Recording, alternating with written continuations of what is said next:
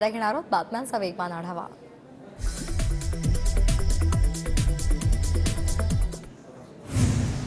देशाच्या इतिहासात पहिल्यांदाच अधिवेशन काळात तब्बल 141 खासदारांचं निलंबन, संसद घुसखोरीवर चर्चेची मागणी केल्यामुळे थेट निलंबन।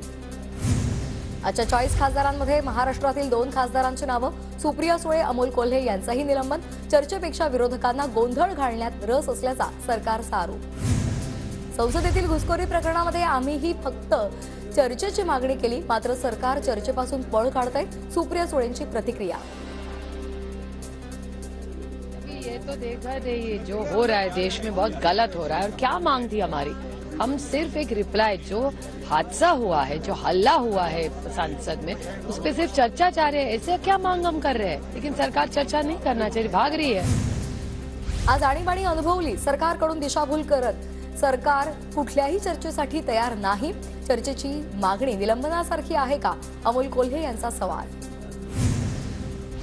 संसद घुसखोरी प्रकरणी शरद पवारांचं उपराष्ट्रपतींना पत्र, सुरक्षेतील त्रुटीची तात्काळ चौकशी करण्याची मागणी, खासदारांचं निलंबन चुकीचं असल्याचाही पत्रात उल्लेख। मोदींविरोधात इंडिया आघाडीला चेहरा द्यावाच लागेल, मी नेतृत्वाचे स्वप्न पाहत नाही, उद्धव ठाकरेंकडून भूमिका स्पष्ट।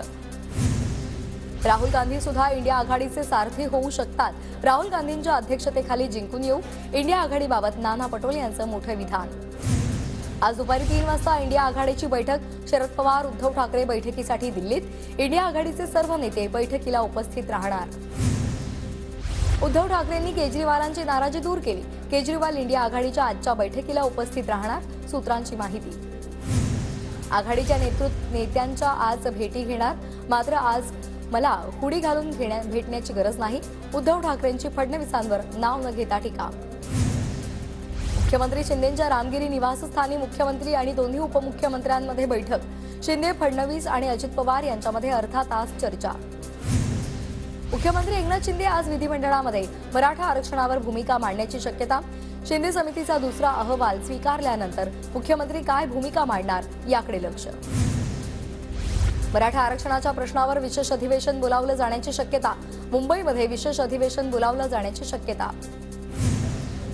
अधिवेशनाच्या शेवटच्या आठवड्यामध्ये आरक्षणावर हालचाली सुरू होणं अत्यंत दुर्दैवी, सरकार मराठा आरक्षणाबाबत गंभीर नाही, हा मराठ्यांवर अन्याय, सचिन अहिर यांची प्रतिक्रिया।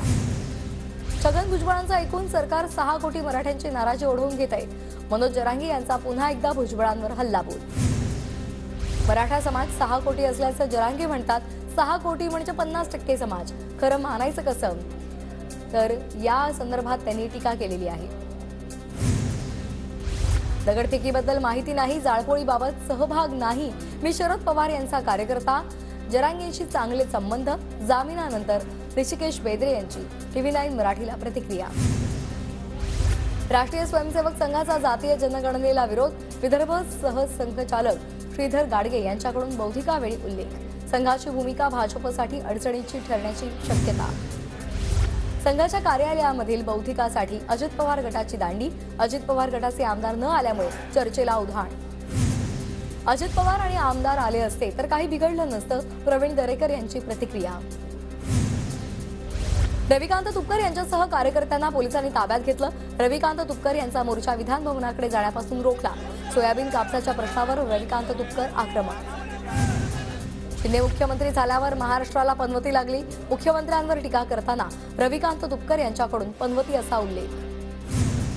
सुषमा अंधारे यांच्या विरोधात विधानसभेमध्ये हक्कभंगाचा प्रस्ताव, भाजपच्या आमदार देवयानी फरांदे यांनी हक्कभंगाचा प्रस्ताव मांडला।